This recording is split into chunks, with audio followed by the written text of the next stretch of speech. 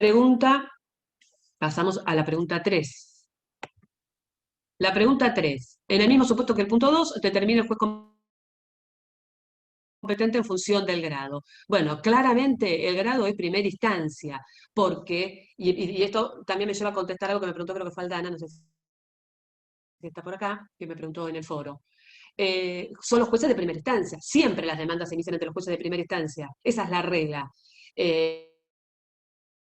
Obviamente que es un juzgado, bueno, en este caso es un juzgado civil y comercial de primera instancia del Departamento Judicial de Mar del Plata. Instancia única para tratarse de un órgano colegiado no, porque órganos colegiados tenemos solamente los tribunales de trabajo o las cámaras de apelación, que son segunda instancia, que sería el punto C, que no corresponde, y juzgado de primera instancia no, porque volvemos a que no es un tema federal.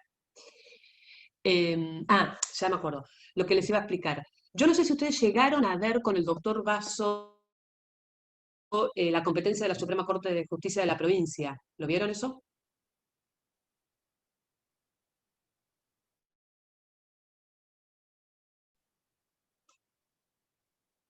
¿Alguien me puede contestar? O vayan buscando la respuesta y yo voy buscando el punto que sí.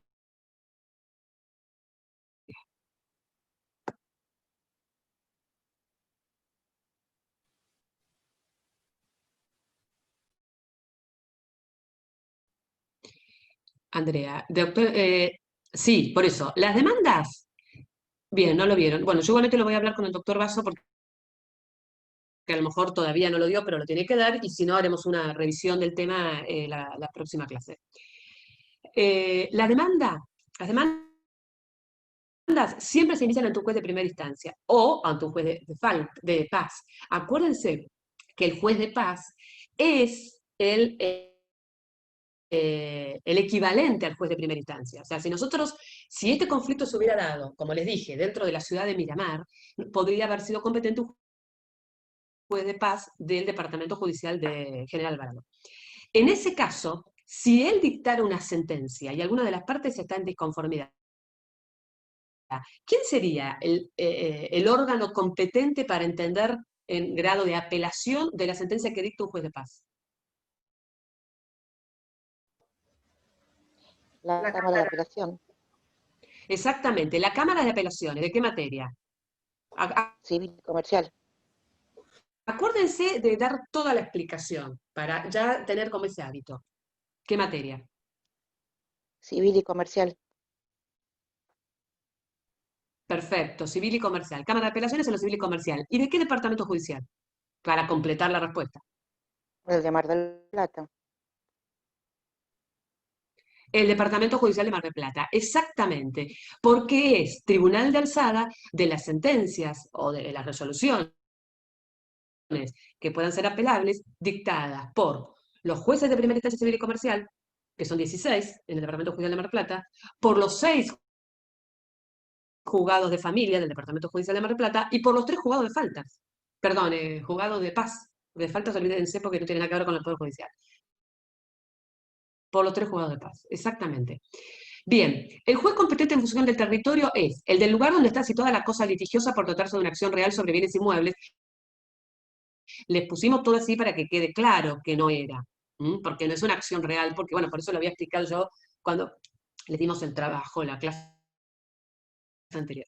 El del lugar en que debe cumplirse la obligación, o en su defecto elección del actor, en el domicilio del demandado, o el del lugar del contrato, siempre que el demandado se encuentre en él, aunque sea accidentalmente al momento de la notificación. Está transcrito el inciso tal cual es, para que no genere dudas o que piensen que puede haber alguna trampa. Esa es la respuesta correcta. El lugar en que se encuentra la cosa mueble o el del domicilio del demandado, elección del actor, esta sería la respuesta correcta en el caso que me preguntó uno de ustedes si hubiera sido el tema de una bicicleta. Sería esa, la C. El del lugar en que se encuentra la cosa mueble, del domicilio del demandado, elección del actor. En este caso, ¿no? Porque no sería sería algo vinculado con un bien mueble. Siendo una acción personal derivada de delitos o cuasi delitos, en el lugar del hecho del domicilio del demandado o a elección del actor. Esto sería en el caso que lo que se estuviera reclamando es un daño y perjuicio como consecuencia, por ejemplo, de un accidente de tránsito. Entonces ahí sería la opción D. Bien, y por último, la pregunta, la 5, Su cliente le comenta que existen posibilidades de que se mude a la ciudad de Dolores en el mes de noviembre de este año. La consulta si es posible iniciar la demanda ahí por una cuestión de comodidad. Usted le contesta: no hay ninguna posibilidad jurídica de iniciar la demanda en el Departamento Judicial de Dolores porque el inmueble está situado en la ciudad de Mar del Plata. A ver, bueno, la 3. La pregunta correcta es la 2. Es posible iniciarlo en el Departamento Judicial de Dolores, pero la parte demandada podría plantearnos una declinatoria o inhibitorio. O sea que hay un riesgo. ¿Por qué? Porque nosotros, como actores, estaríamos intentando una prórroga de la competencia territorial. Y decir, bueno, la verdad que a mí me viene bien iniciarlo en Dolores, yo inicio la demanda allá. Intento una prórroga de forma tácita, porque no está escrito en ningún lado. Pero sin embargo, como es una cuestión de contenido exclusivamente patrimonial, intento que el demandado me dé el acuerdo y que conteste la demanda y no se oponga. Entonces, inicio la demanda en Dolores. Ahora, como abogado, le tengo que decir a mi cliente, ojo, que acá hay un riesgo, porque el demandado se puede oponer. ¿Cómo se puede oponer? Se puede oponer planteando una declinatoria o excepción de incompetencia en el Departamento Judicial de Dolores, o bien se puede oponer planteando un inhibitorio judicial de Mar del Plata y diciéndole al juez de Mar del Plata, usted es el competente, pida la causa. Eso es lo que uno le tiene que explicar. Poder se puede, pero hay riesgos. C, solamente podría prorrogarse la competencia del Departamento Judicial de Dolores por medio de un convenio suscripto previamente con la parte demandada. Alguno contestó esto, y en realidad es erróneo, porque nosotros sabemos que el convenio puede ser expreso o puede ser tácito. Tácito se configura si yo inicio Dolores y el demandado no se opone. Contesta y no dice nada, o directamente no contesta, pero no se opone. Entonces se configura la prórroga tácita. Miro acá el chat y me dicen si tienen alguna pregunta, alguna duda. Perfecto, lo de la bicicleta. Bien. ¿Alguna pregunta? Sí, doctora, ¿ahí me escucha? Con respecto a esto, algo que no entiendan. ¿Les sirvió hacer este trabajo? ¿Cómo les resultó? Me interesa escucharlos. ¿Cómo les resultó el tema del sistema? Porque algunos a lo mejor ya han tenido exámenes así, otros no lo conozco, no sé. Pero ¿cómo les resultó? ¿Cómo se manejaron? Espero sus comentarios. Doctora, ¿me escucha? Sí, perfecto. Bien, discúlpeme, le quería hacer dos consultas volviendo un poquito para atrás. Estaba intentando hacer funcionar el micrófono y no podía y no le podía hablar.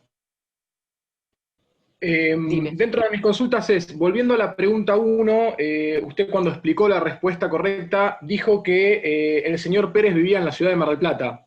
Sí. No sé de dónde sacaron esa información porque no lo veo. Dice, el proceso debe iniciarse ante un juez federal. No, pero nosotros les dimos primero, nosotros les dimos primero la consigna, pero la consigna fue publicada, pero nosotros no podemos poner la consigna en el examen. Entonces, cuando se les dio la consigna del parcial, que eso lo tienen en la primera parte, ahí está todo el relato de los hechos, todos los presupuestos fácticos, bien, y perfecto, cómo perfecto. tenían que contestar el parcial y todas las indicaciones. Ahí está.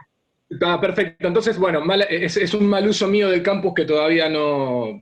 Yo el cuatrimestre pasado no tenía el módem roto y no tengo ni idea de cómo ser todavía, me estoy acostumbrando. Eso por un lado. Y la otra consulta que yo le quería hacer... Mira, Germán, te explico un segundito cómo funciona esto y para los que ven el tema del trabajo. El parcial no va a haber consignas fuera del sistema. Todo lo van a tener en el sistema. Entonces, y de paso contesto algunas preguntas que vi ahí medio a la pasadita que me habían hecho. Entonces, ¿qué significa? Que ustedes van a tener preguntas de múltiple choice que van a ser exactamente como esta, pero que no están relacionadas una con otra. Cada una va a ser independiente, entonces cada una va a tener su explicación. Nosotros lo que queríamos acá era hacer el mismo sistema para que tengan como una práctica y ver si les resulta o no les resulta y empezar a tener un vínculo con esta forma de evaluar, pero por otro lado iba a ser todo sobre un caso concreto. Entonces nos pareció que era lo más práctico y lo más cómodo era para todo, para ustedes y para nosotros, era darles la consigna y después ustedes tienen las 5 preguntas sobre esa consigna que se publicó creo que un día antes. Bien. Perfecto. Por eso también les dimos perfecto. una semana, les dijimos usen el código, usen la ley y practiquen. El examen va a ser, cada pregunta va a tener, como tiene acá una pequeña explicación, todo un caso y ustedes van a contestar verdadero o falso. Pero además va a haber 2 preguntas a desarrollar. Entonces a lo mejor sí en las preguntas a desarrollar les vamos a decir el supuesto y explique ustedes quién se fue competente, por qué, y ahí ustedes tendrán que desarrollar. ¿Está? Esa sería la manera. Bien, y después tengo otra Si tienes consulta alguna más. pregunta. Otra consulta más para hacerle. Sigo sin entender el sistema de puntajes. Yo acá en la pantalla veo, por ejemplo, la pregunta 1 dice puntúa -2/2 porque me equivoqué en la pregunta 1. O sea, en realidad yo tengo 3 respuestas correctas y me dio 20% de... O sea, me dio un 2, básicamente. No entiendo bien cómo... O sea, ¿cómo es? Me equivoco en una y me ponen -4 y pego una y me ponen 0,75. O sea, no, o sea, el examen también va a ser así. A ver, espera que miro tu examen. Igual te aclaro que la corrección es automática, esto no lo hicimos nosotros. No, eso lo entiendo perfectamente, pero Y me lo que parece que sí quizás hay hacemos un en el error, porque parcial, sí, ahí miro igual tu examen y te digo, en el parcial lo que nosotros hacemos es 2 preguntas a desarrollar que, como ya les explicará o les explicó, no sé, el doctor Basso, ¿cómo era tu apellido, Germán? Cavicchio, C-A-B corta I, Bien, C-C-H-I-O. perfecto. Sí, ahí te busco por la C. Eh, como les explicaremos o les explicará el doctor Marianela,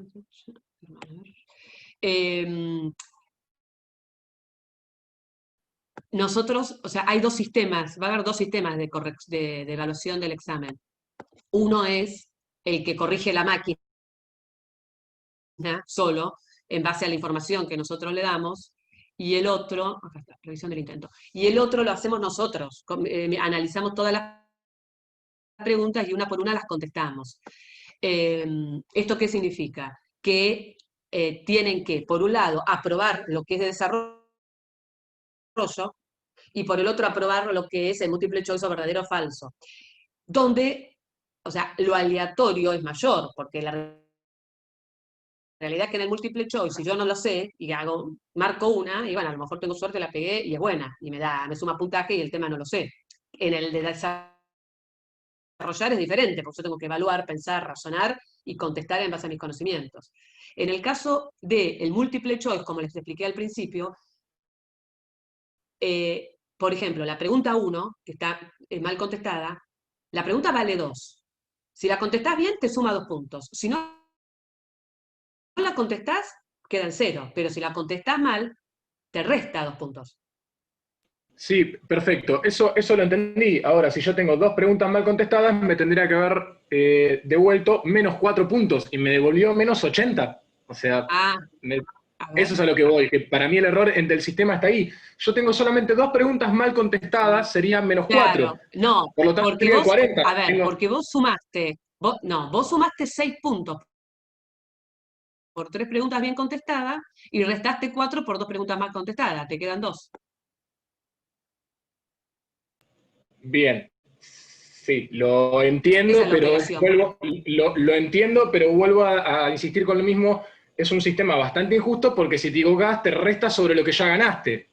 Entonces es como que Bien. es El bastante sistema, difícil de te ganar. podrás imaginar que el sistema te podrás imaginar que no lo inventé yo, ni yo lo que hago es darle el contenido, nada más. El sistema es así. Por eso nosotros evaluamos haciendo, que es muchísimo trabajo, armar y corregir. Entonces nosotros, pero hacemos una corrección personalizada del parcial, no de esta manera. No, está bien. Entiendo Entonces, obviamente que no lo hicieron ¿cuál es ustedes la y era... idea? Bueno, este trabajo práctico, a mí acá el tema del puntaje es gráfico. La presentación era obligatoria, pero como yo les expliqué, a mí lo que me interesaba es que ustedes esto lo utilicen como una práctica para que no les caiga de repente un parcial sin tener la menor idea ni cómo entrar en el campus para hacer esto. Y además para que lo usen como estudio, porque yo por eso les di una semana para hacer este trabajo, no les di una hora. Les di una semana porque querían que ustedes lo hagan estudiando, con la Constitución, y porque es una forma de aprender. O sea, esto forma parte de un aprendizaje de uso del sistema y aprendizaje de lo que es competencia, puntual, concreta. Las dos cosas. Entonces, si ustedes tienen dudas en una respuesta en el examen, es preferible que no la contesten. Es preferible que no la contesten. O sea, no se tiren el lance de marcar una por las dudas, porque eso puede salir caro. Está bien, Esa eso es la está conclusión a la que quiero entendido. llegar. Contesten lo que saben. Voy a leer. ¿Había alguna otra pregunta, Germán? Claro, es así. Los múltiples choice, lamentablemente o por suerte, qué sé yo, son así. Hay materias en que todo el sistema es por múltiple choice. Y nosotros consideramos, lo cual no juega en contra porque es muchísimo más trabajo, pero nosotros consideramos que no es justo el múltiple choice, porque es muy aleatorio. Entonces, no es justo porque se puede aprobar sin saber y no es justo porque se puede desaprobar sabiendo. Entonces, la nota que resulta de múltiple choice, no. Por eso es que hacemos un examen o sea, después analizamos examen por examen. Pero sí tienen que aprobar los dos. Eso está claro. Pero también nosotros evaluamos si hay muchos descuentos, bueno, cómo puede jugar ese tema. Bueno, para muchos es la primera vez, es la primera vez que usan este sistema, eso está entendido. Lo que tienen que tener en cuenta es que cuando sea el examen les va a dar una hora de inicio y tienen una hora para hacerlo. O sea que, por ejemplo, por decirles algo, si el examen empieza a las 10 de la mañana, a las 11 se terminó. Hayan ustedes arrancado a las 10, 15, 10 y 20, 11 menos cuarto. Es así. Todo el mundo arranca a la misma hora, todas las comisiones de la materia arrancan a la misma hora, o sea que normalmente son después de las 2 de la tarde, y todos terminan a la misma hora. También nosotros somos conscientes que ustedes en el examen tienen la posibilidad de tener el código en la mano, o sea, hemos encontrado respuestas que han googleado, algunos googlearon con tanto desconocimiento que contestaron cosas que, por ejemplo, una respuesta que fue muy linda de un artículo de la Constitución, que es más, cuando hice la devolución, le digo, realmente no sé a qué Constitución te referís, si es nación o provincia, porque no tenía nada que ver ese artículo, no, y después googleando encontramos que se estaba refiriendo a la Constitución de España, para que se den una idea. O sea, que eso es también, o sea, el sistema te da esa posibilidad. Vos estás en tu casa solo, nosotros sabemos que ustedes están todos conectados por chat, por el WhatsApp, que tienen toda la información a mano. Entonces, una cosa es tener la información y decir, yo lo sé, quiero orientar bien algo puntual, lo busqué y lo puse. Y eso me puede sumar puntos. Y otra cosa es, no tengo la menor idea, me tiro lance y veo cómo me va en el examen. Nosotros tenemos experiencia como docentes y sabemos que hay de todo. Y también, o sea, tenemos cuenta eso en la evaluación. Entonces, si alguien googlea y me copia una cosa que es de la Constitución de España, imagínense qué conocimiento puede tener de la materia. Y bueno, entonces, esas posibilidades que la pueden usar bien o la pueden usar mal, que tienen ustedes, que forman parte del aprendizaje, también forman parte de la evaluación. Estoy mirando si había alguna otra pregunta, o tienen alguna pregunta para hacerme, perdón. Acá, en las preguntas a desarrollar del parcial, puede ser un caso práctico o puede ser teoría. En realidad, nosotros, ¿qué es lo que queremos en las preguntas? Los tribunales de alzada están en el 5827. Bueno, a ver, porque tengo muchas preguntas que no sé por qué se me bajó todo, entonces no sé cuál leí y cuál no. A ver, voy por parte. Sobre los temas a resolver, nosotros no les vamos a dar un tema que justamente ustedes busquen en Google y copien y peguen. Les vamos a dar temas para que razonen. Entonces, a lo mejor, al razonarlo, tienen que ser cosas más prácticas. Entonces, para razonar, o sea, usted tiene que razonar y aplicar los conocimientos. Esa sería la forma. El copiar y el pegar no sirve para un examen. Pero sabemos que ustedes tienen las posibilidades, porque están trabajando en la computadora y nosotros no le estamos pidiendo, por lo menos no se pidió el cuatrimestre pasado, como en otra materia, que tengan la cámara prendida. Que Sabemos que eso también genera un problema de conectividad grande, porque al tener la cámara prendida, Internet está más lento, a veces con eso no pueden llegar se les cuelga el sistema. O sea, nosotros no queremos que ustedes tengan riesgos en su examen, pero somos conscientes que tienen acceso a cualquier cosa. Entonces las preguntas, y las tienen que pensar. Las tienen que pensar. Como hubo que pensar este trabajo práctico. Por eso se hizo. En estos casos se hace ante primer... eso creo que ya está, ¿no? Contestado, sí. Bueno, me alegro que les haya gustado el trabajo. Yo creo que estuvo bueno como prueba.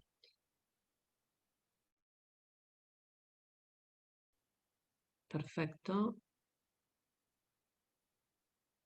Al tener un solo error te descuenta 4, no, te descuenta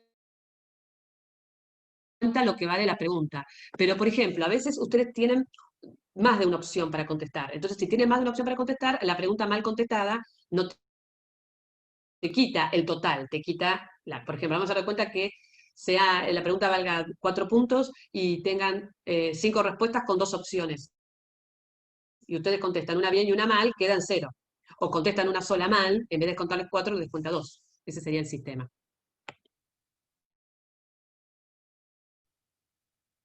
Cuando rendí internacional público, nos descontaban por cada minuto, nos descontaban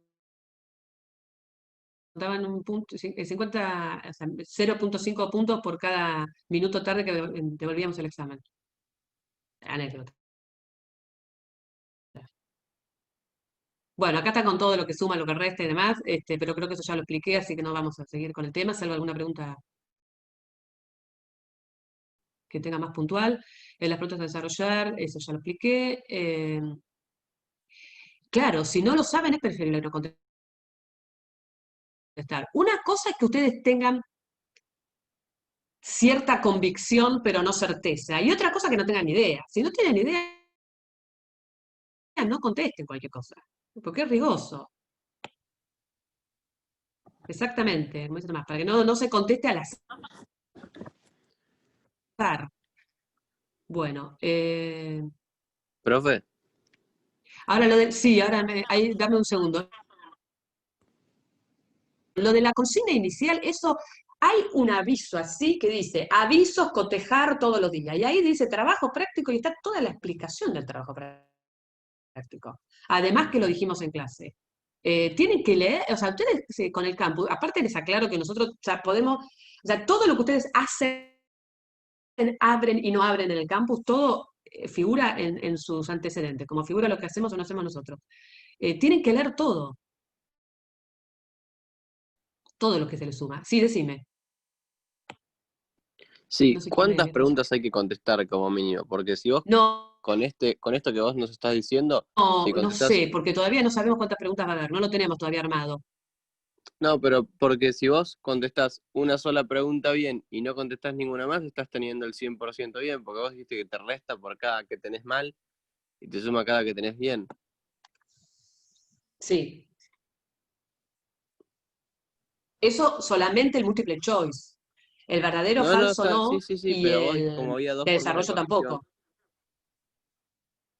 no, está claro, pero como hay que tener las dos A aprobadas, o ver, sea, la que es multiple choice y la otra parte, la parte de multiple choice, si contestas una sola bien y no contestas nada, ninguno del resto, no te va a restar nada.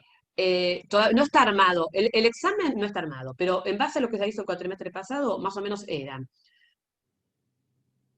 40 o 50 puntos valía lo que eran preguntas a desarrollar y 50 o 60 puntos valían lo que era múltiple choice y verdadero y falso. Se entendía que tenían que tener aprobado conceptualmente, o sea, si ustedes tenían una pregunta bien y la otra mal de las conceptuales, dependía el nivel del mal y el nivel de bien para estar aprobado. Pero si por más que tuvieran aprobado múltiple choice y no estaba aprobado eso, no se aprobaba el parcial. Porque es justamente, como les digo, es integral. Claro, el múltiple choice, verdadero y falso, y a desarrollar. A desarrollar normalmente son 2, no más que eso. Pero es ahí como dice Carolina. Pero bueno, ¿cuánto dura? No tenemos, todavía no está armado, así que no me hagan más preguntas del parcial porque no les tengo que inventar o explicar lo que fue antes y bueno, no quiero ahora estar, porque tenemos que dar clase. el tema de un caso de derecho real sería el caso de una persona vende una cosa mueble. No, porque el derecho real es sobre bienes inmuebles, no muebles. Ahora, si una persona hubiera vendido un inmueble con boleto de compraventa y le entrega la posesión a otra y esta inicia un juicio de escrituración, eso sí, es una acción que hace al derecho procesal porque le está reclamando el dominio de la cosa. Tiene la posesión, pero todavía no tiene el dominio. Entonces ahí sí. Pero no se compliquen con eso, porque esto forma parte de cuestiones de civil que son más avanzadas, que no todas las tienen, entonces no vamos a estar... la pregunta que haga con respecto a competencia la vamos a hacer sobre algún derecho directamente personal, o no vamos a generar eso que tengan que contestar si es personal o real. Así no se complican con eso. Bueno, ¿alguna pregunta de contenido de algún tema que haya quedado pendiente?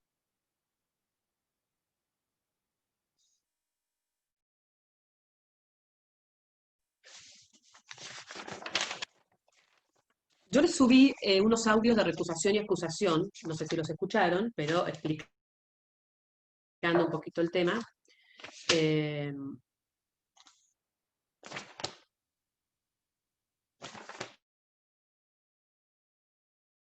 Estaba viendo, ahora, ¿nos había quedado algo pendiente? No, declinatorio y inhibitorio, eso lo vimos todos, ¿no es cierto? O sea, que no había quedado nada pendiente en principio de la bolilla 2. Teníamos que ver la diferencia con recusación y excusación. Y tenemos que arrancar con tribunal arbitral. ¿Alguna pregunta sobre eso? No sabemos el horario. Como les dije, el cuatrimestre pasado todos los horarios fueron en la misma. Eh, Andrea, después charlamos lo tuyo. Igual ahí creo que te iba a contestar la doctora Santiago. El año pasado, todos tuvieron que dar el examen, todas las materias en el mismo horario, y creo que fue a las 3 de la tarde. Igual,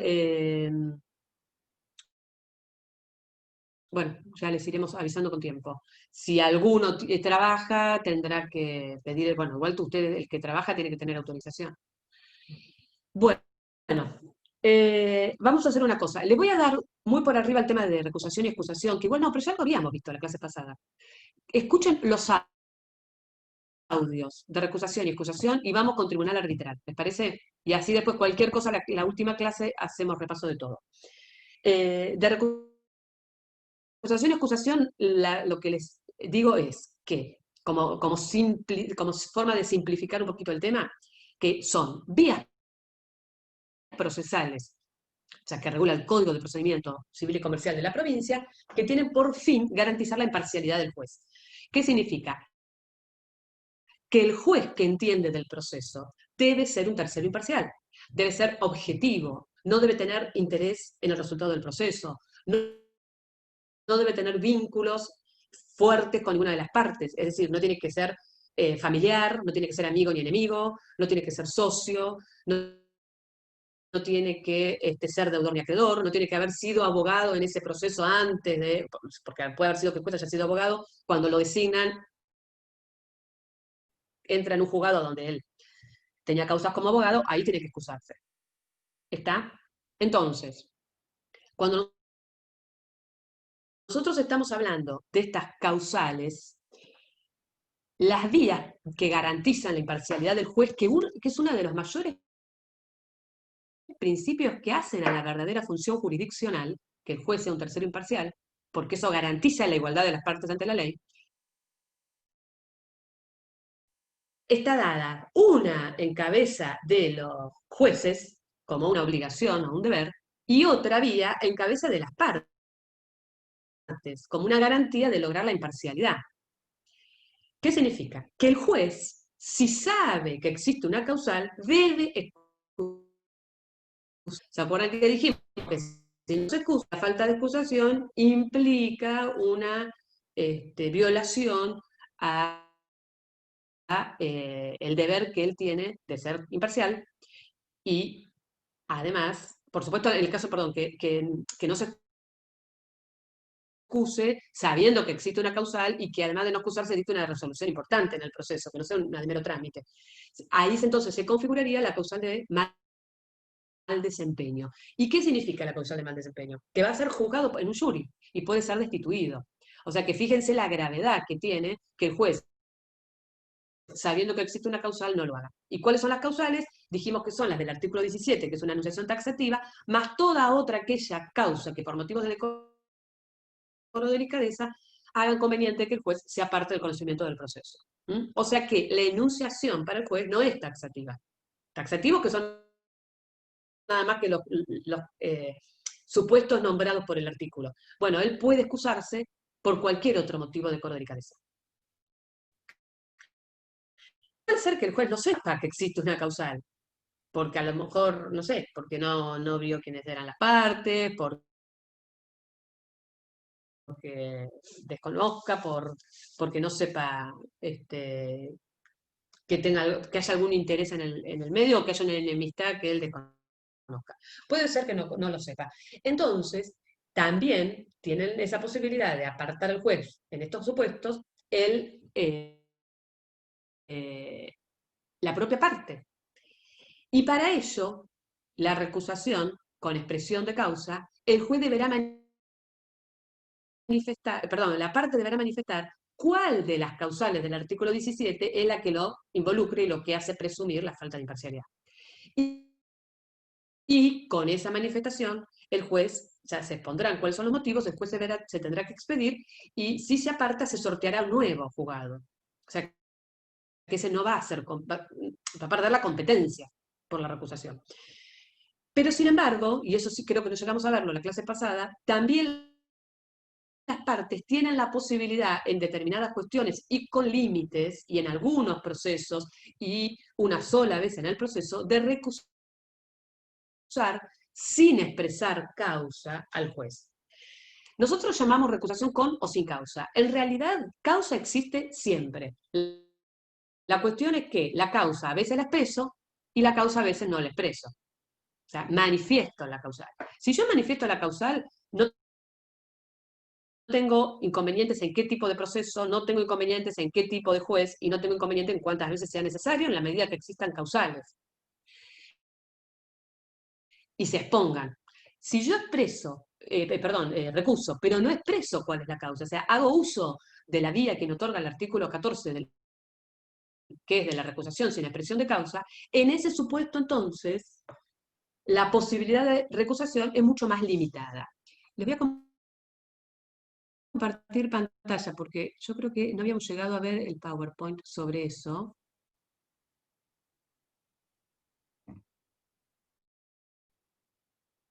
Esperen un segundito.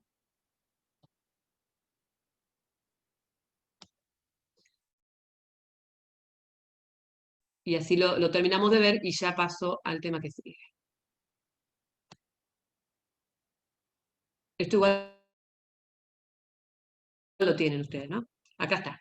La recusación y la excusación garantizan la imparcialidad del juez. Esto lo habíamos visto, que según Alvarado Belloso atacan la falta de competencia subjetiva, pero hay una discusión doctrinaria, porque en realidad el juez es competente. No, o sea, no tiene, o tiene algún elemento, alguna cuestión, alguna causa, alguna vinculación con las partes o con el proceso, algún interés especial que hacen presumir de su falta de imparcialidad. Entonces, si el juez no es imparcial, ¿qué es lo que está, digamos, defectuoso? ¿La jurisdicción o la competencia? La jurisdicción. La jurisdicción. No, entonces, la falta de competencia subjetiva, en realidad hay una gran discusión doctrinaria al respecto. Ustedes lo van a leer, lo tienen que saber, pero tienen que tener claro que sí, no es esa la respuesta correcta, que el juez sea incompetente. La falta de excusación genera la causal de mal desempeño cuando, conociendo la causal, dicta una resolución que no sea de mero trámite. Y el artículo 17 y 30 de excusación. Recusación sin expresión de causa. La recusación sin expresión de causa, como dijimos, la parte no debe expresar por qué motivos quiere apartar del juez el conocimiento de una causa. Lo puede hacer en la primera presentación, cuando inicia el proceso y en la ficha de receptoría ya pone recuso sin causa al titular de juzgado tanto, o lo puede hacer cuando es notificado de la demanda y se presenta a contestar en el caso del demandado. Pero solo se pueden recusar sin expresión de causa los jueces de primera instancia. Como les dije recién, el actor en la demanda o en su primera presentación, porque a lo mejor hay una audiencia u otra primera presentación, porque inicia una cautelar o alguna cuestión así, por lo cual ahí la presentaría. El demandado en su primera presentación, en el plazo que tiene para contestar la demanda, o a poner excepciones en el que fuera ejecutivo, o de comparecer si hubiera una audiencia previa. Una sola vez el actor y el demandado, en caso de que haya litisconsorcio activo y o pasivo. ¿Se acuerdan que el litisconsorcio es cuando hay más de un sujeto por la parte actora, el litisconsorcio activo? Porque partes son dos, actor y demandado, pero puede haber más de un sujeto por la parte actora y o más de un sujeto por la parte demandada, litisconsorcio pasivo. La opción de la recusación sin causa la puede usar uno por la parte actora y uno por la parte demandada. Y no se dan los procesos sumarios ni los sumarísimos. La recusación con expresión de causa, como vimos hoy, los casos están enunciados taxativamente en el artículo 17, es decir, que no se puede alegar otra causal. O recuso y no expreso causa, con estos límites que tengo, o recuso y expreso la causa y no tengo límites, porque existe una causal que se expresa y que el juez toma conocimiento y se puede expedir al respecto. Pero también puede ocurrir que la causal sea sobreviniente o que yo haya tomado conocimiento con posterioridad al inicio de la demanda o de la contestación. Entonces, la recusación sin expresión de causa, la recusación se puede plantear dentro de los 5 días de haber tomado conocimiento de la causal.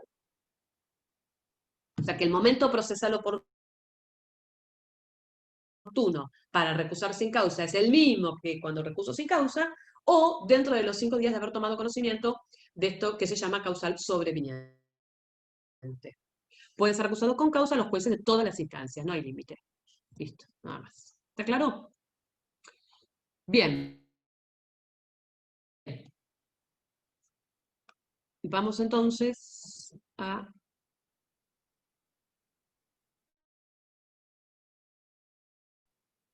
dejar de compartir pantalla.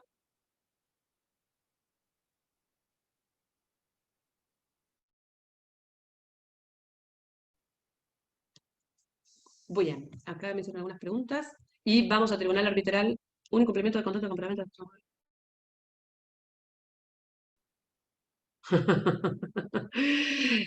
Maximiliano está buscando todas las opciones para hacer la pregunta bien complicada, cosa de encontrar una respuesta.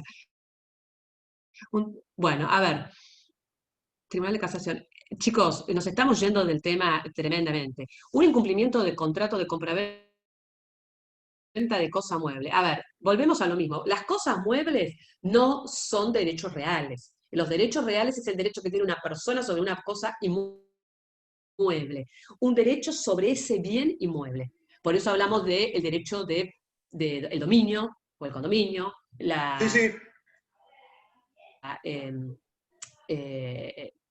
posesión, el usufructo.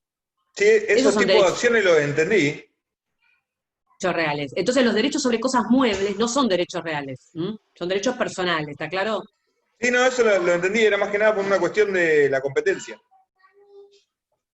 Bien, si el conflicto se genera, como vos pusiste en el ejemplo, entre vecinos de distintas provincias que radicados permanentemente en distintas provincias, podría entrar el supuesto del artículo 116 de conflictos de derecho de fondo suscitados entre personas de distintas, entre ciudadanos de distintas provincias, donde pueden ser competentes el juez federal. Pero el juez federal no va a ser competente en razón de la materia, va a ser competente en razón del carácter de vecinos. Pero también ustedes deben recordar que la competencia federal, cuando está dada en razón del carácter de vecindad, es prorrogable. O sea que los vecinos de distintas provincias pueden renunciar a la competencia federal y someterse a la ordinaria de alguna de las dos provincias.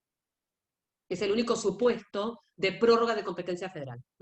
¿Por qué? Porque la competencia federal tiene por fin defender derechos o intereses que hacen a la organización del sistema democrático, del sistema representativo republicano y federal, que hacen a la organización, a los derechos fundamentales, pero de la nación, del Estado, de la ciudadanía, de la moneda, por eso hablamos del contrabando, o sea, cuestiones que van más allá del interés particular.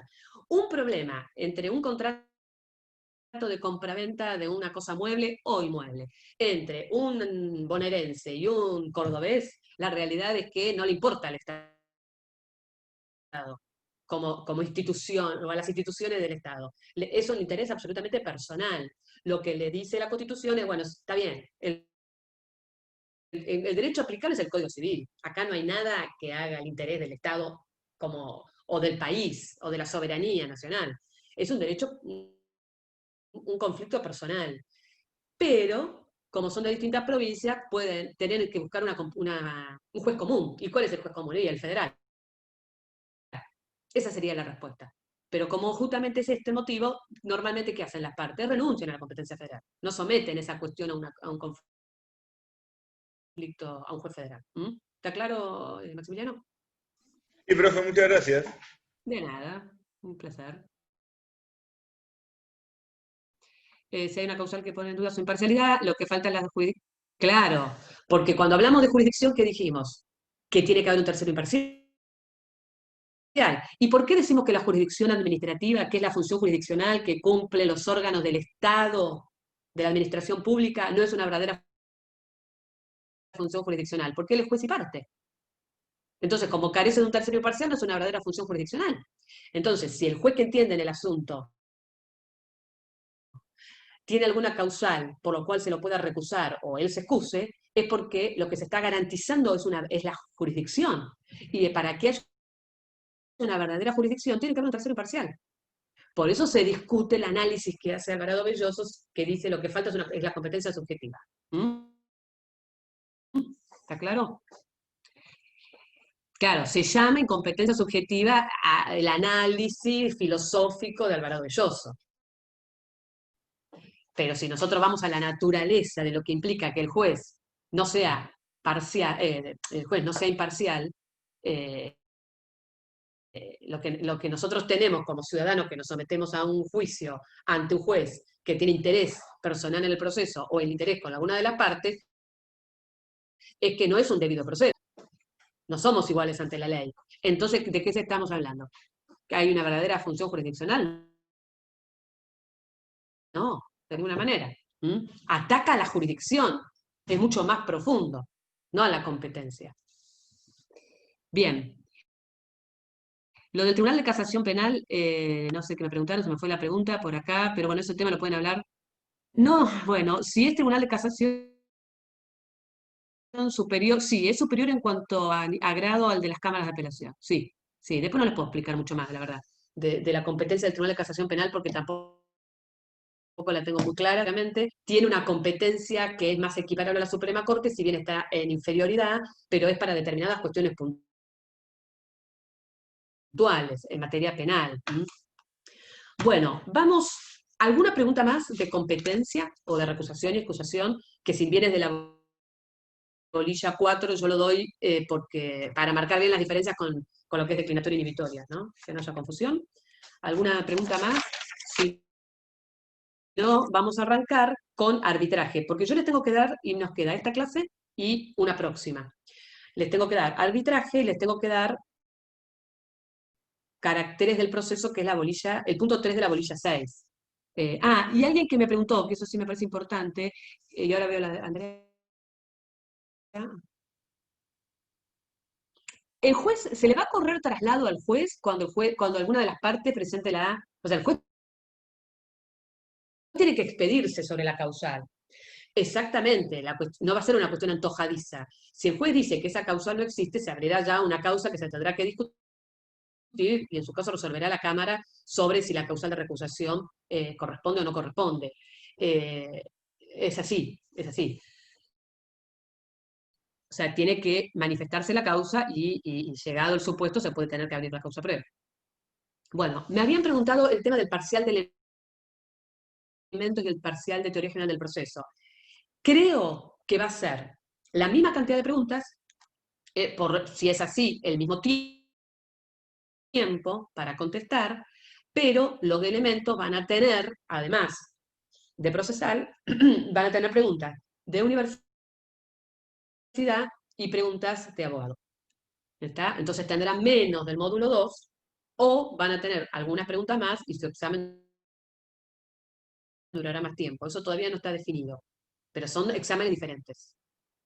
Parecidos, pero diferentes. Bueno, vamos a arbitraje. Arbitraje es el punto 2 de la bolilla 5, que estamos hablando de los medios alternativos de resolución de conflictos. Cuando nosotros hablamos de los métodos alternativos de resolución de conflictos, ¿se acuerdan que cuando hablamos nosotros de la jurisdicción, en su momento dijimos que la jurisdicción, la función jurisdiccional que tiene el Estado de resolver conflictos intersubjetivos de intereses de relevancia jurídica, justamente la ejercen los jueces que integran el Poder Judicial a nivel provincial, que serían los que ejercen la competencia ordinaria, o los jueces federales a nivel nacional, que ejercen justamente la competencia federal. Pero dijimos que esa función jurisdiccional en algunos supuestos está en manos de jueces privados. ¿A qué nos referimos a los jueces privados? Bueno, nos estamos refiriendo a aquellos jueces que en los casos que la ley, en el caso de la provincia de Buenos Aires, el Código de Procedimiento Civil y Comercial de la provincia autoriza. Y en estos casos que autoriza el Código de Procedimiento, vamos a ver que tienen que ser casos que versen sobre derechos disponibles para las partes. Los mismos supuestos en que las partes podrían prorrogar la competencia son los supuestos en los cuales las partes también estarían prorrogando la competencia, pero ¿cómo? Renunciando a la judicial y sometiéndose a la competencia arbitral, que serían jueces privados. O sea, el Código de Procedimiento Civil y Comercial de la provincia de Buenos Aires autoriza a que las partes, por un acuerdo expreso, ya no tácito, expreso, puedan renunciar a la competencia judicial y someterse al arbitral. Pero entonces, ¿cuáles son los requisitos para que esto proceda? Que la cuestión sea susceptible de transacción, es decir, que versa sobre derechos disponibles, derechos que no afectan el orden público, derechos sobre los cuales las partes podrían renunciar. Entonces, ¿de qué derechos hablamos? De los derechos civiles y comerciales que sean de contenido exclusivamente patrimonial. Es decir, no entra dentro de la competencia de los árbitros cuestiones de familia, no entran cuestiones de derecho laboral, no entran cuestiones de derecho administrativo, no entran cuestiones de derecho penal. ¿Está claro?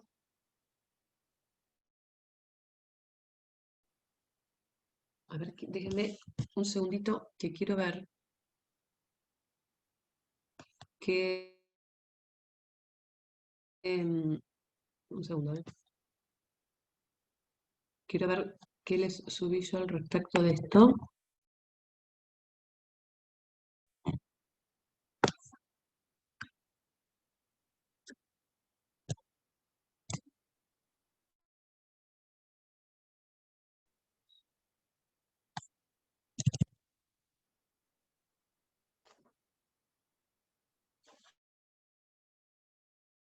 Ustedes ya arrancaron con mediación, ¿no es cierto? Con la doctora Bustamante. Sí. Bien. Bueno, no, yo tengo unos artículos que se los voy a subir. Hay un artículo de Gossaini que es muy interesante y les voy a subir también el reglamento del Tribunal Arbitral y un artículo que es muy corto y que es muy gráfico sobre del Colegio de Abogados de Mar del Plata. Así que eso se lo subo. Y con respecto, nosotros habíamos visto en el PowerPoint de competencias, si no me equivoco, habíamos visto algo vinculado con arbitral, ¿no es cierto? Con tribunal arbitral. No, no me acordaba hoy qué les ha subido yo y qué no. Así que bueno, yo ahora en un ratito cuando terminamos la clase ya me ocupo del tema. Pero quería ver, porque sé que a ustedes les resulta cómodo ir mirando.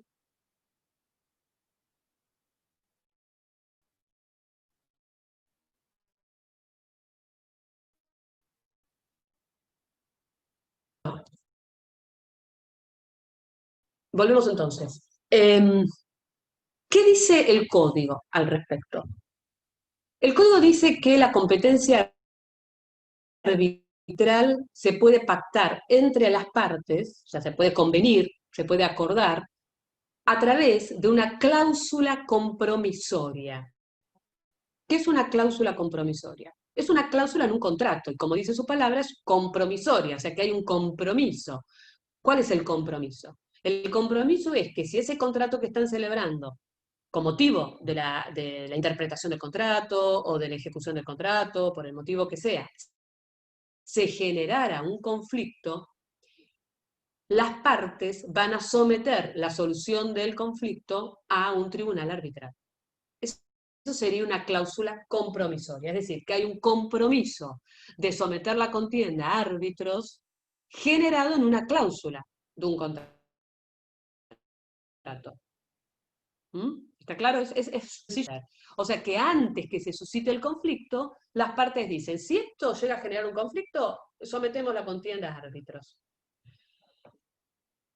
Esto es similar a lo que nosotros hablamos de la competencia, de la prórroga de competencia expresa. O sea que nosotros en una cláusula de un contrato de locación, de un contrato de compraventa, de un contrato, de un boleto de compraventa, de un contrato de comodato, de préstamo, determinamos que si llega a haber un conflicto que se genere como consecuencia de ese contrato, vamos a someter la contienda a, o vamos a modificar la competencia territorial, o la vamos a sacar de la justicia ordinaria y la vamos a someter a los árbitros. Es cláusula compromisoria. La otra posibilidad de que las partes se sometan a un árbitro es a través de lo que se llama compromiso arbitral. El compromiso arbitral ya no es una cláusula de contrato, es un contrato en sí mismo donde las partes resuelven someter el conflicto a árbitros. El compromiso arbitral se puede generar una vez suscitado el conflicto, o no, o también puede ser antes, pero es más común que se genere luego del conflicto.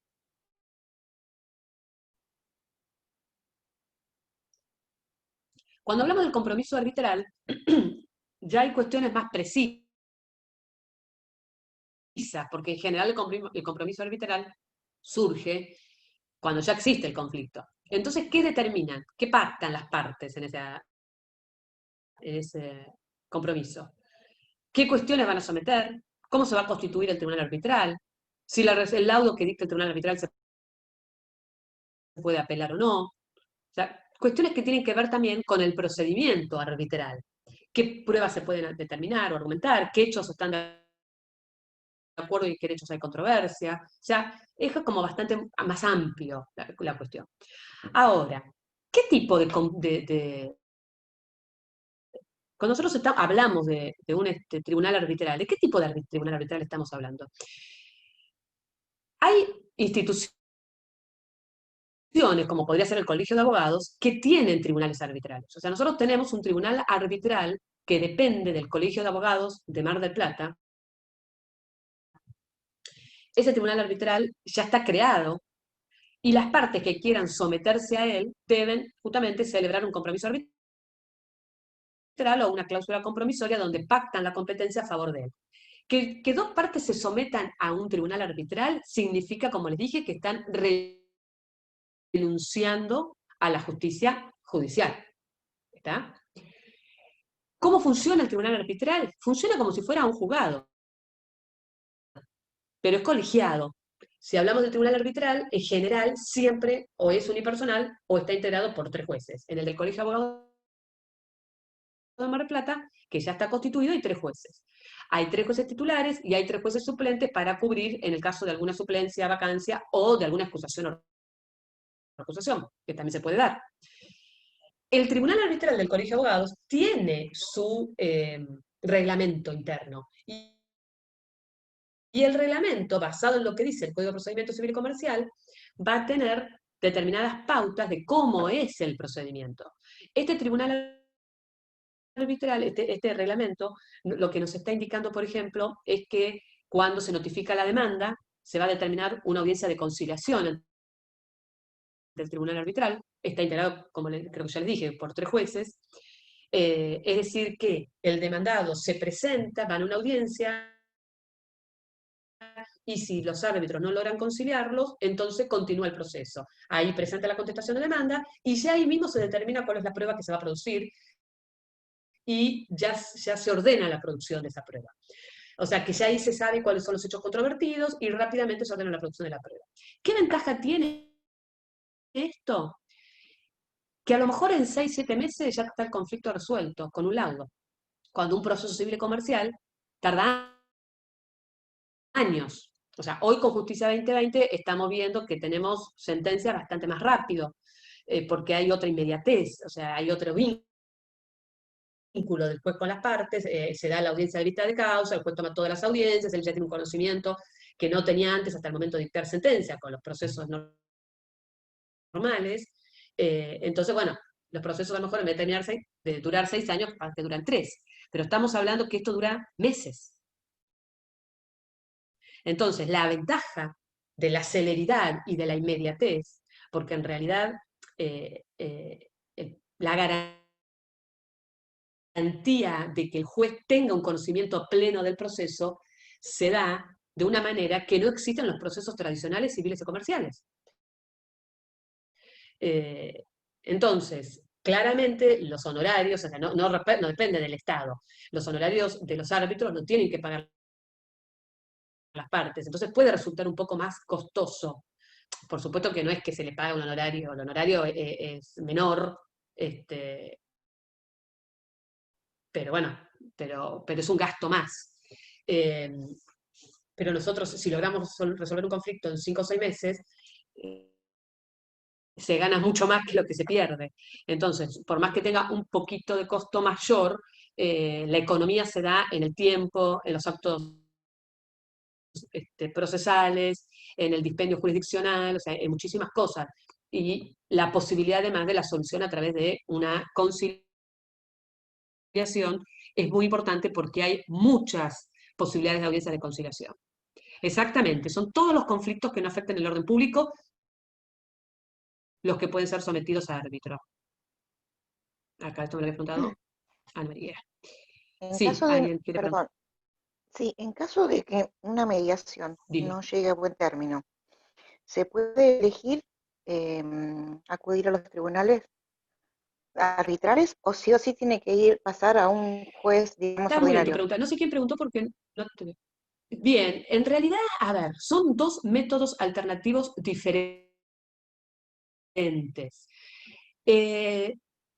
Los tribunales arbitrales del Departamento Judicial de Mar del Plata no exigen la mediación previa. Entonces, si yo inicio una mediación y me sortean un juez civil y comercial, porque ustedes saben que cuando se inicia la mediación ya se determina quién va a ser el juez competente, podría el demandado plantearme la incompetencia diciendo que se renunció a la justicia ordinaria y que se va a someter a árbitros. O sea, son competencias diferentes, entonces no irían de la mano uno con la otra. Ahora, si yo opto por una mediación privada, no de los mediadores judiciales, de los mediadores que están en el listado, que van a salir sorteados dentro de la Receptoría General de Expedientes, ahí sí podría intentarse una mediación privada, si no da resultado, y está pactada la competencia, someto directamente la contienda a árbitros. O sea, la mediación como una forma alternativa de resolución de conflictos obligatoria en la provincia de Buenos Aires es una instancia prejudicial obligatoria a iniciar un juicio judicial. ¿Se entiende? No sería este el supuesto. Perfecto, sí, está claro. Bien, Gracias. bárbaro. No, por favor. Entonces, cuando nosotros estamos hablando de esta forma de solución de conflictos, que es más rápida, que es alternativa, no tenemos ningún tipo de vinculación con lo que hacen los jueces, hasta que se dicta el laudo. El laudo es la resolución que dictan los jueces que pone fin, o sea, es el equiparable a la sentencia. El laudo que dictan los árbitros tiene los mismos efectos que una sentencia. Es decir, que ese laudo, una vez que queda firme, va a declarar el derecho de las partes, va a adquirir la calidad de cosa jugada en sentido material. Es decir, que no vamos a poder volver a discutir esa cuestión, ni en ese proceso, ni en ningún otro. Y lo que surge del laudo es obligatorio. Es decir, que las partes lo deben cumplir, a tal punto que si una de ellas no lo cumple, la otra puede lograr el cumplimiento forzado. Ahora, ¿puede ejecutarse el laudo ante un tribunal arbitral? No, ahí veo algunos que dicen no con la cabeza. No, exacto. ¿Por qué no? Porque carece de imperium. Exacto. Exacto. Ahí Merenela. Carece de imperium. Pero no carece de imperium el laudo. Carece de imperium el árbitro. Por eso, nosotros, si tenemos una sentencia o un laudo dictado por un tribunal arbitral y el demandado no lo cumplió, podemos iniciar un proceso de ejecución del laudo. ¿Ante quién? Ante el juez civil y comercial, que hubiera sido el competente si yo no hubiera renunciado a la competencia ordinaria para someterme al arbitral. O sea que si esto hubiera ocurrido en Mar del Plata, voy con el laudo, inicio, no tengo que homologarlo, directamente inicio una ejecución del laudo arbitral ante un juez civil y comercial del Departamento Judicial de Dolor de Mar del Plata, que va a salir sorteado uno de los 16 que existe. Y ahí se ejecuta. Ese juez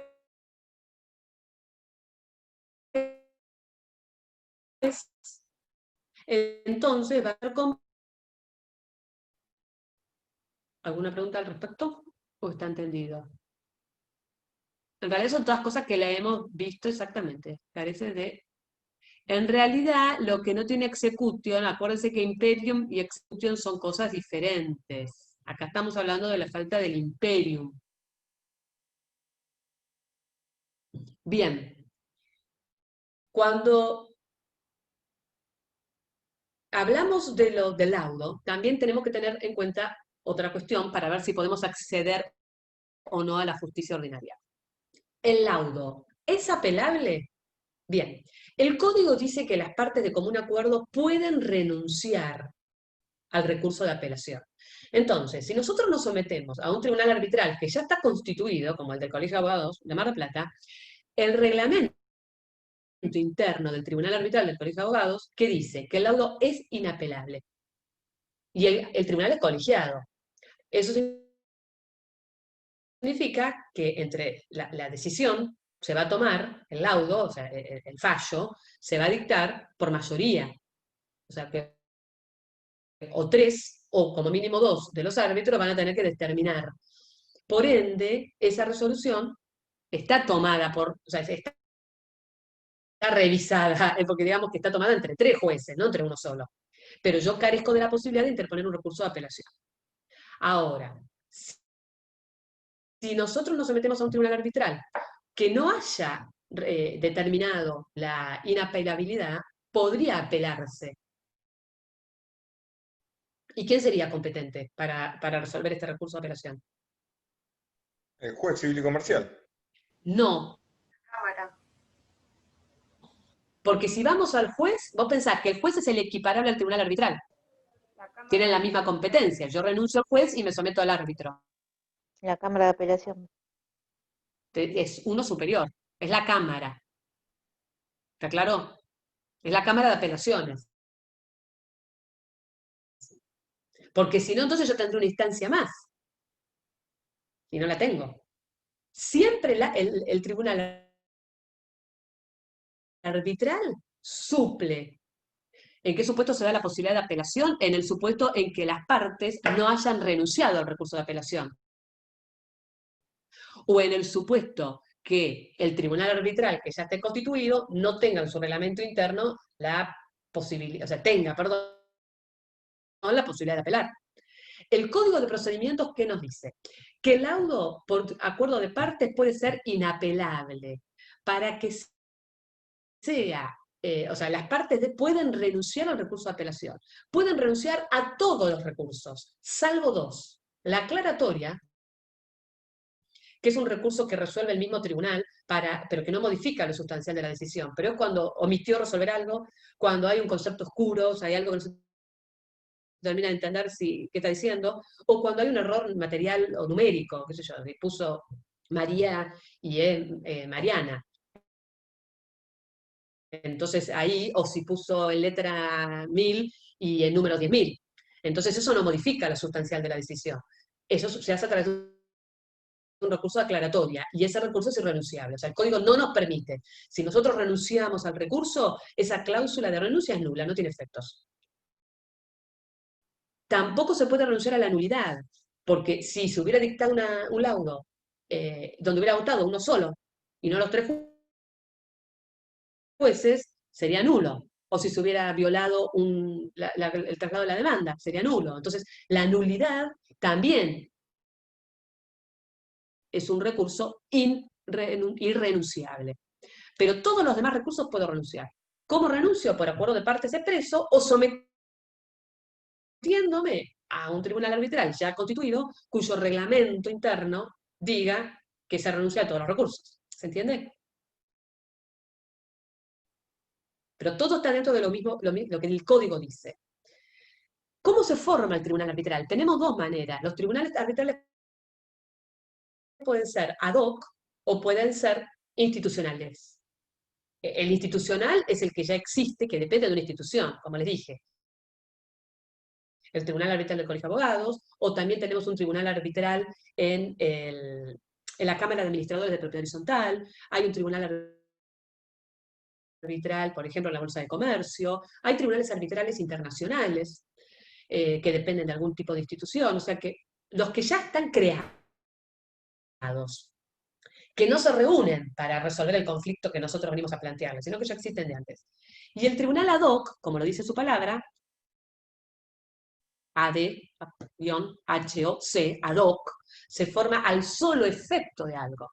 Entonces, las partes tienen el conflicto y ¿qué dicen? Vamos a someter el conflicto a un tribunal arbitral que vamos a formar. ¿Cómo lo formamos? Y tenemos distintas maneras.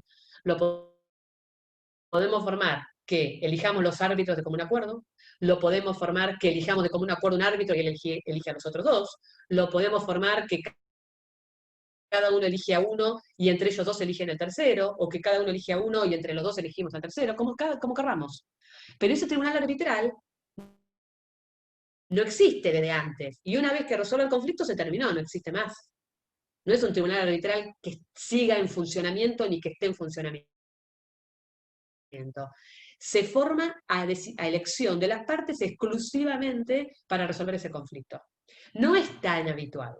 Lo habitual es que las partes se sometan a tribunales arbitrales ya constituidos. Después, por ejemplo, perdón. el tribunal arbitral, si fuera ad hoc, sí, decime. Sí, en ese caso, ¿dónde quedaría registrada la sentencia o el fallo? En el caso Bueno, de que... en realidad, claro, está muy bien tu pregunta. No habría un registro, porque ellos se formarían, pero habría un procedimiento. Primero hay una cláusula compromisoria, que como dijimos tiene que ser escrita, ahí sí estaría la cláusula compromisoria, porque nosotros vamos a decir cuáles son todas las particularidades que tiene que tener ese proceso. Porque no Bien. existe un reglamento del tribunal arbitral. Y los mismos, que normalmente igual, el procedimiento arbitral se somete a las normas de los procesos de conocimiento, en este caso normalmente sumario, que regula el Código de Procedimiento de la provincia. Entonces, pero eso tiene que estar todo escrito. Entonces va a estar esa cláusula, a lo mejor la cláusula se hizo ante un escribano, se certificaron las firmas, ahí surge quiénes son los árbitros a designar, en la misma compromiso arbitral. Entonces todo ese compromiso va a ser un documento que va a tener la fuerza de constitución del tribunal arbitral. Y después los mismos árbitros que ya fueron designados ahí van a suscribir el documento y lo van a firmar. Y para que sea un tribunal arbitral tienen que ser abogados, porque el tribunal arbitral va a seguir las normas procesales y va a dictar un fallo o un laudo fundado en derecho, o sea que tienen que conocer la ley, tienen que conocer el derecho. Por eso son de derecho, son tribunales de derecho. Bien, ahora, es decir, Entonces una tiene toda una sentencia común, formalidad. una sentencia común se homologa, el juez la homologa, por ejemplo. No, no se homologa, Perdón. No se homologa. La sentencia común es la resolución judicial, es una resolución judicial que dicta el juez, que la registra en un libro y que por sí sola vale. ¿No? Lo que el juez homologa son los convenios Perdón, a eso me refería. celebrados entre las partes. Ah, bien. A eso me Entonces, me pregúntame de refería. nuevo. Entonces, la resolución o el fallo del tribunal arbitral, ¿deberá ser homologado por el juez o no? No es necesario una homologación. No, porque es equiparable a una sentencia. Bien. Lo que el juez homologa son los acuerdos.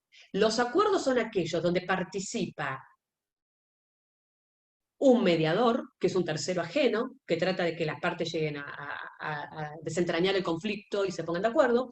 Las partes solas llegan a un acuerdo, las partes con sus abogados, o las partes con el juez en el medio, en una audiencia. Lo que pasa es que si nosotros hablamos de una transacción o de una conciliación, estamos hablando que ya existe un proceso judicial, en el cual el juez logra que las partes se pongan de acuerdo, o las partes se pusieron de acuerdo y hacen un acuerdo, un convenio escrito con sus abogados y lo presentan al juez. Ahí el juez lo homologa. Después tenemos, por otro lado, la posibilidad de que antes de que se inicie el proceso haya una mediación y a través de la intervención de la mediación y las partes con sus abogados se llegue a un acuerdo. Se presenta al juez y el juez lo homologa. Pero el juez homologa los acuerdos. Cuando hablamos de tribunal arbitral, no estamos hablando de acuerdos, estamos hablando de una decisión que toma un tercero. Por eso es equiparable a lo que hace el juez. Por eso decimos que los árbitros ejercen la función jurisdiccional. Porque los árbitros, no es que acompañan a las partes para que éstas se pongan de acuerdo. No, los árbitros deciden, resuelven, dictan una sentencia que se llama laudo, pero es una sentencia, lo mismo que los jueces. Puede ocurrir que los árbitros en una audiencia, como pueden hacer los jueces en una audiencia, llamen a las partes a una conciliación y logren las partes conciliar. Entonces ahí los árbitros dictan una sentencia donde ellos homologan ese acuerdo. Y va a tener los mismos efectos que un laudo. Si después no se cumple, se ejecuta. Está muy bien tu pregunta, Elsa, ¿no? O Elisa. Sí, Elsa. Porque pone bien de manifiesto, Elsa, las diferencias, y me interesa mucho esto que has preguntado, porque pone bien de resalto las diferencias entre los acuerdos y las decisiones del juez. Si bien nosotros acá estamos hablando de métodos alternativos de resolución de conflictos, el método alternativo puede ser judicial o fuera del ámbito judicial. La cuestión es que ese método alternativo puede ser también que las partes lleguen a solucionar el conflicto poniéndose de acuerdo, en cuyo caso se requiere una homologación, o que las partes se sometan a alguien para que alguien decida por ellos. Y ahí ya no se homologa, porque la decisión la toma el juez o la toma un árbitro. ¿Está claro? Muchas gracias. Gracias. Bien. No, por favor. Ahí les explico. La ejecución se hace ante el juez de primera instancia, porque el que tiene competencia para ejecutar es el juez de primera instancia. La Cámara tendría competencia para resolver un recurso que se plantea, se opone, contra una resolución dictada por un juez inferior. Ya sea un juez de paz, ya sea un juez de primera instancia, o ya sea un tribunal arbitral si no se renunció al recurso de apelación. Ahí sí interviene la Cámara. Pero si nosotros tenemos que ejecutar un laudo, el que tiene competencia es el juez de primera instancia. Ese juez de primera instancia puede ocurrir que dicte una resolución en la ejecución del laudo que nosotros apelemos, entonces vamos a la Cámara. ¿Pero por qué vamos a la Cámara? No para ejecutar el laudo, vamos a la Cámara para que revele una resolución que dictó el juez dentro del proceso de ejecución de sentencia o laudo. ¿Se entiende? Tienen que tener bien clara la competencia. Me encantan las preguntas que están haciendo hoy, están participando, se nota que estuvieron trabajando y estudiando competencia. se nota, porque es un tema que les puede resultar tedioso y aburrido, pero lamentablemente, o por suerte, es la base de todo, es la base. Por eso es tan importante jurisdicción y competencia, y por eso, si no aprueba jurisdicción y competencia en el parcial, seguramente no van a aprobar el parcial. Porque es la base de todo este sistema. Para que ustedes entiendan todo, tienen que entender competencia y jurisdicción. Entonces hoy se nota que estuvieron trabajando para el trabajo práctico, que no me importa si sacaron un 2 o un 10. Obviamente que si sacó 10 y me importa y los felicito porque, bueno, contestó todas bien. Pero si se sacaron una mala nota porque tuvieron descuento, no se desmoralicen. Lo que yo quiero es que aprendan. Entonces, me gusta porque están preguntando mucho y lo que están preguntando significa que están aprendiendo. Forma parte del proceso de aprendizaje, así que estoy contenta. Es una clase, me estoy lleno de horas, pero si puede quedarse, nos quedamos un ratito más, hasta y media, y que ya tendríamos que haber terminado, porque para cerrar algunas cositas de esto. A ver, quiero ver, esto está contestado. ¿Puedo hacerte una Entre amigables pregunta? componedores, sí. Buenísimo, que esto íbamos. Sí, por supuesto. Pregunta, Jasmine. ¿Hay un número ilimitado de árbitros o puede haber un sinfín de árbitros? Haceme la ¿Hay, pregunta sí, de nuevo no. porque se me cortó la primera parte, por favor. ¿Hay un límite de cantidad de árbitros o puede haber una cantidad ilimitada? Bien, ahí sí te entendí. Perfecto. En general se busca algo que sea operativo. Si nosotros tenemos 11 árbitros, o sea, siempre se busca un número impar. ¿Por qué? Porque si hay empate, o sea, no va a haber empate si hay número impar. Porque el problema es que si nosotros tenemos 4 y 2 dicen una cosa y 2 dicen otra, ¿cómo resolvemos? Entonces siempre tiene que haber número impar. Por eso la Cámara de Apelaciones, las salas nuestras tiene un número impar, son 7 miembros. Está integrada por salas de 2, pero el presidente participa en todas y desempata en caso de empate. O sea que ahí siempre tiene que haber un desempate. Por eso se busca el número impar. Si nosotros tenemos 11, ¿se imaginan qué recontra engorroso? O si tenemos 7, o si tenemos 9, o si tenemos hasta 5. Normalmente son 3, que es el mejor número. No hablo de la Corte, porque la Corte ya es diferente, porque nosotros estamos hablando de un tribunal de máxima instancia, de una competencia recontraacotada, porque son muy pocos los temas que llegan a la Corte, entonces es importante muchas veces que haya más jueces, porque aparte tienen como un manejo en distintas materias, porque ustedes piensen que ahí sí una Corte tiene competencia en materia civil, comercial, laboral, contencioso administrativo, penal, o sea, en todas las áreas del derecho. Entonces es distinto. Pero cuando estamos hablando de un conflicto de una primera o segunda instancia, con 3 jueces es perfecto. Entonces normalmente los tribunales arbitrales están compuestos por 3, no más que eso. La otra pregunta que me hicieron, que era lo que iba a responder, lo que iba a explicar en realidad, y acá me adelantaron, era la diferencia entre árbitros y amigables componedores. Sí, yo voy a subir, no está todavía subido, pero voy a subir el material de árbitros. Cuando hablamos de árbitros, de amigables componedores, en realidad, dentro de la clasificación de los tribunales arbitrales tenemos los tribunales arbitrales, dijimos, institucionales o ad hoc, según que pertenezca a una institución o se formen al solo efecto de resolver ese conflicto, y por otro lado tenemos otra clasificación que es los tribunales arbitrales, los tribunales arbitrales de derecho y de equidad.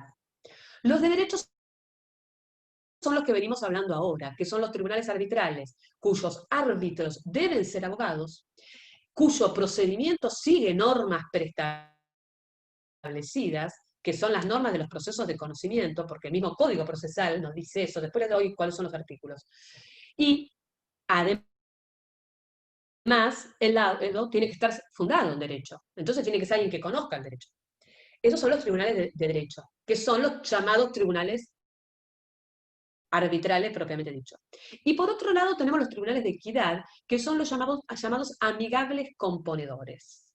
El amigable componedor no va a tener la misma formalidad que va a tener un tribunal arbitral, y por ende tampoco sus efectos son los mismos. mismos. Porque cuando hablamos del amigable componedor nos estamos refiriendo a un procedimiento mucho más informal.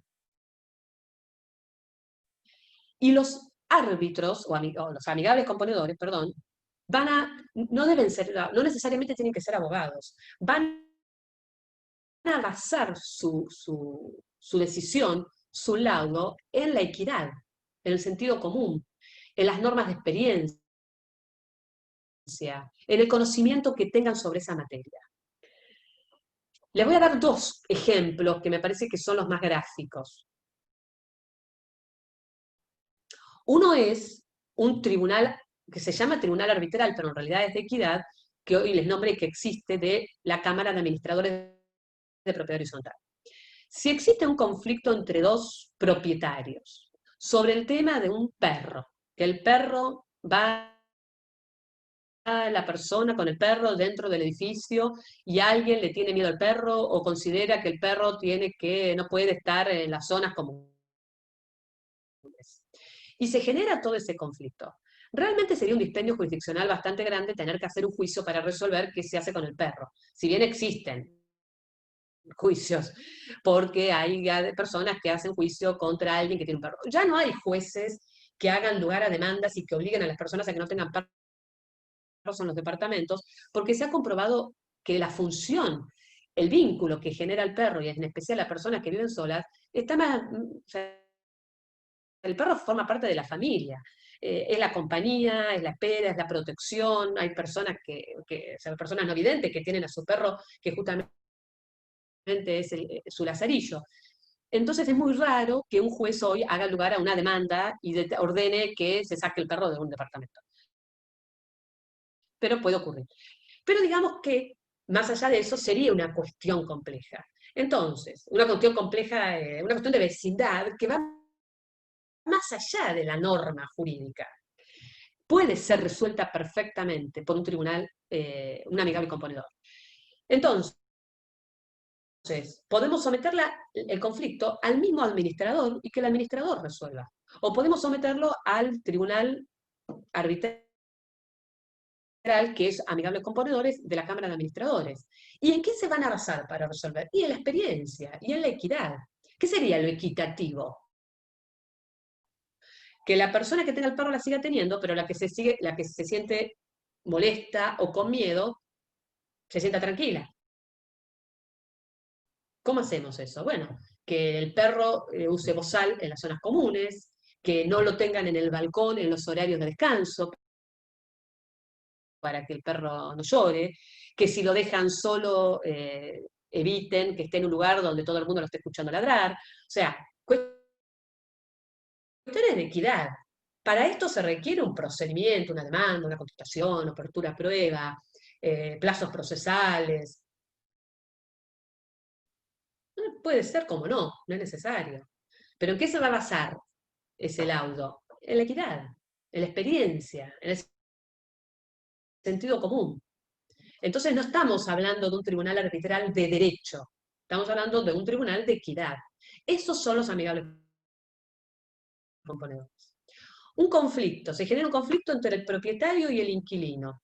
Si se aumenta el alquiler, si no se aumenta, cómo se interpreta la cláusula, cómo se interpreta la posibilidad de la renovación, no se ponen de acuerdo. ¿Qué deciden? Bueno, lo sometemos a lo que diga el agente inmobiliario, que él fue, a través del cual nos conocimos, el que celebró el contrato, él se va a ocupar, le planteamos las cuestiones y nos sometemos a lo que él diga. Lo que él diga nosotros lo vamos a tomar como ley. Sometemos al conflicto. Ese es un amigable componedor. No es abogado, no necesariamente se tiene que basar en la ley, pero sí en los usos y costumbres, sí en la equidad, sí tiene que ser imparcial y tratar de encontrar justamente la equidad que busca balancear el conflicto. Es la balanza, que no esté los intereses de uno por sobre la desgracia del otro, no, tratar de, bueno, que los intereses de uno o los derechos de uno bajen un poquito para que suban el otro y llegar a una equidad. Esos son los amigables componedores. Exactamente, eso estoy explicando. La Cámara de Administradores de Propiedad Horizontal es un ejemplo. Ah, se había cortado, perdón. Bueno, menos mal que acá por el chat pudieron, no me di cuenta. Lo que yo les decía que la Cámara de Administradores de Propiedad Horizontal es un ejemplo de tribunales de amigables componedores. ¿Por qué? Porque está formado, esto no lo había llegado a decir, por dos administradores de propiedad horizontal que no son abogados y un abogado. Así se conforma. Si bien tiene normas procesales, hay un procedimiento y la resolución va a estar fundada en la ley porque hay un abogado, pero la realidad es que el fundamento se basa en la equidad, porque los administradores no son abogados. Entonces no pueden aplicar la ley porque no la conocen. La conocen de oído, pero no son expertos, no son abogados. ¿Se entiende?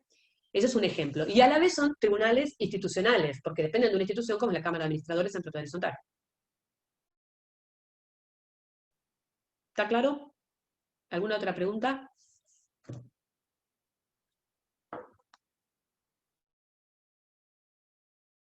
A ver, mira un segundito, porque creo que tengo... Ahí, tengo un audio. Espérenme un segundo, porque tengo un audio del doctor Basso y quiero ver si está vinculado con el tema de lo de la Corte.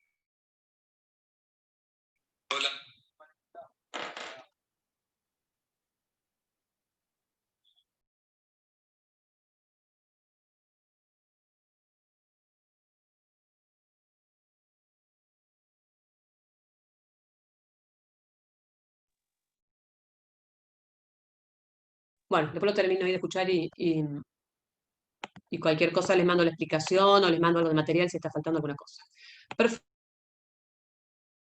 Perfecto. ¿Alguna pregunta, chicos?